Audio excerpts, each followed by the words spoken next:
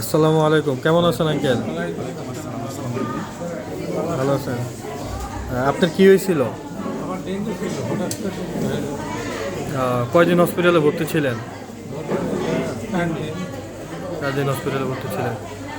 তা আপনার সব এখন সুস্থ আছেন? ইনশাল্লাহ মোটামুটি আপনার বিল যা আসছে কে দিয়েছে? কোম্পানিতে কোন কোম্পানি? Health Bangladesh limited. এটা হচ্ছে ভাই উনি আপনার কি হয়? উনি আমার ফুপা হয়। কি হয়েছিল ওনার? ওনার কিছুদিন আগে জ্বর থেকে ওনার ডেঙ্গু জ্বর হয়ে গেছে।